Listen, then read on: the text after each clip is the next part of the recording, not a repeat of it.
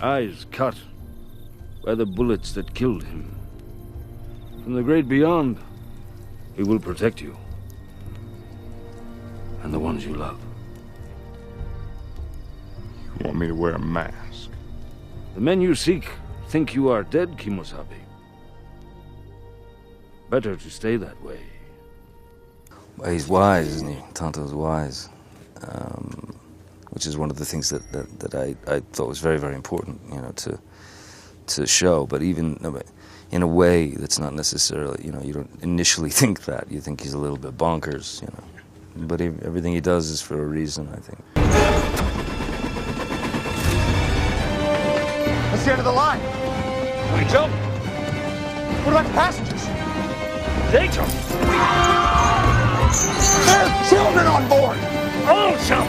Have you no decency? Wendigo getting away! No, you're not going anywhere.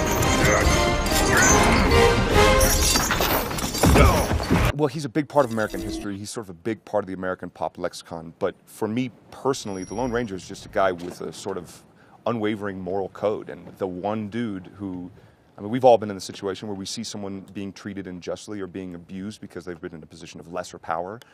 He's the one guy who would actually say something. Like, we all wish we would say something, he's the guy that will do it.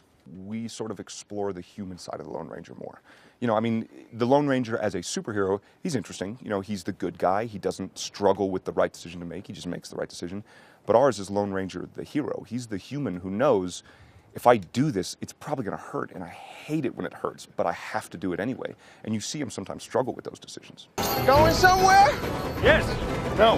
No. Yes. No. Yes. No, we are not. Yes. No. Yes. Shut up! Yes. Well, I think the film certainly has its darker moments, but we just don't wallow in them.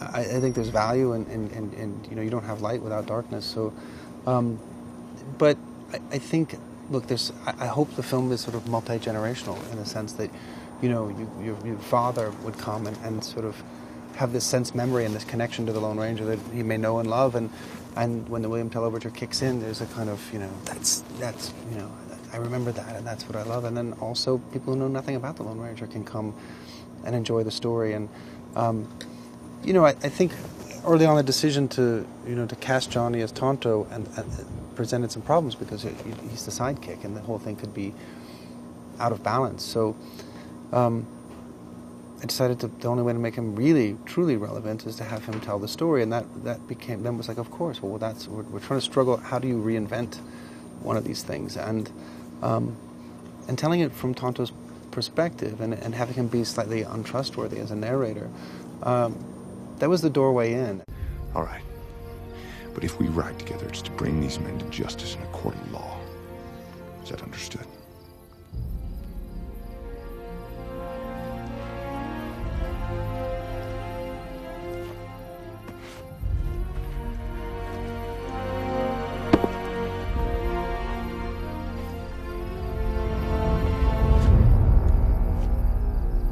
Justice is what I seek. It's an iconic character. He stands for justice. We all want justice in our life. We want somebody to put the bad guys away. That's what he is. We wanted to tell the origin story so the young audiences understand how the Lone Ranger was created and why he is the Lone Ranger. So we're bringing that to them. You know, I feel sad for the younger generation that they're not walking around, you know, playing cowboys anymore because, unfortunately, whatever westerns were made didn't embrace an audience. Doesn't mean they're bad movies. So hopefully we can introduce to the younger generation a new classic hero.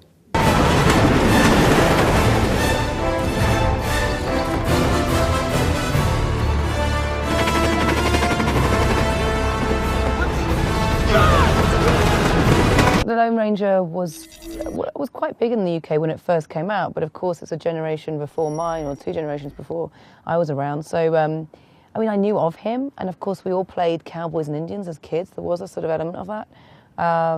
And there was always a mask, and there was a Tonto, and there was a silver horse, but you didn't really know much more than that. I mean, I watched sort of westerns like the Young Guns, but also Butch Cassidy and the Magnificent Seven. My dad loved westerns, so I watched a few of those more commercial versions of the westerns.